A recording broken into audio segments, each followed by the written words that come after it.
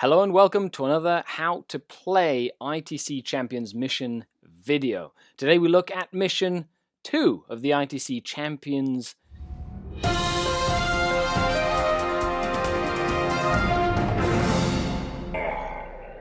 Dark King.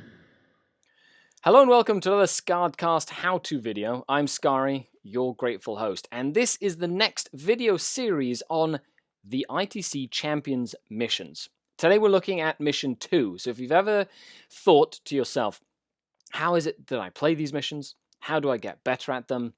You know, especially after the pandemic, when we start going to tournaments again, will I be prepared to face those missions on the tabletop against my opponents? So if you're like me and you're curious, this video series is for you, and we've done a few of them, so make sure you check the links down below. But let's dive in to the basics of ITC Champions Mission number 2. Each of these mission series is in 2 videos. The first video available for everyone on YouTube, where I go over the mission basics. The second video is a Patreon exclusive video where I go in depth on how to tackle the mission we're talking about in every single different deployment, as well as looking at factors such as attacker and defender, for example. Now, this week is special because I'm going to be releasing both videos for everyone to watch, so you can all enjoy them while you are in isolation as well, and to give you an idea of what sort of cool content I've been creating, not just for everybody out there, but for all the denizens that support me on Patreon. And for that, I'm truly grateful, so I like to do some extra goodies for you guys as well. And here we have Mission 2, Cut to the Heart. So the deployment, of course, is random. If you'd like to see the pre-game stuff, make sure you check the video on pre-game stuff that I did previously. So there are 3 objectives in this mission. Starting with the attacker, each player places one objective in their opponent's deployment zone, the center of which must be exactly 9 inches from at least one table edge, and then one objective is placed in the middle of the table. Now, of course, this means that you're not going to be able to clump the objectives close together. However, you can definitely put the objectives close to the deployment zone line, but on the edges of the battlefield.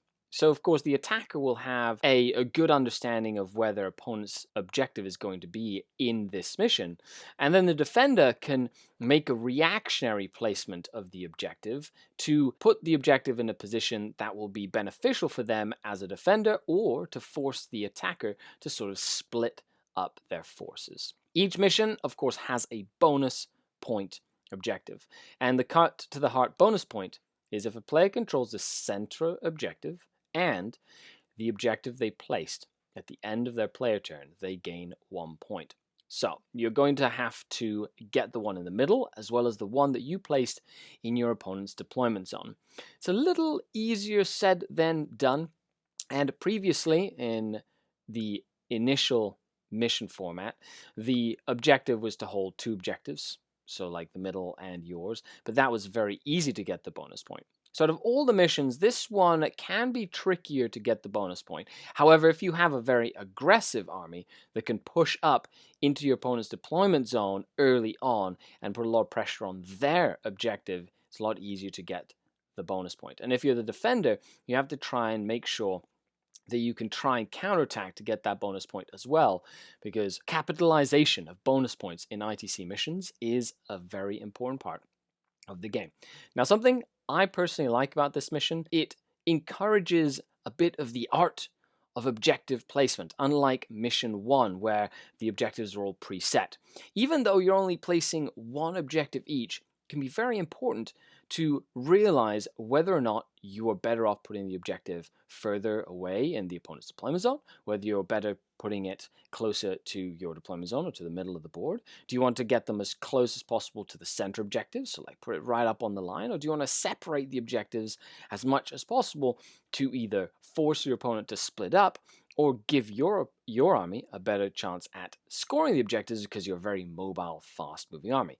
Likewise, do you want to clump them all up together as much as you can and put at least 2 objectives close? That is more like it when you are a very close combat or very aggressive, take the center of the board style army, or even a horde army, where you can just kind of clump place where multiple objectives are together and really kind of capitalize on that. Every ITC Champions mission has a total 42 points to get.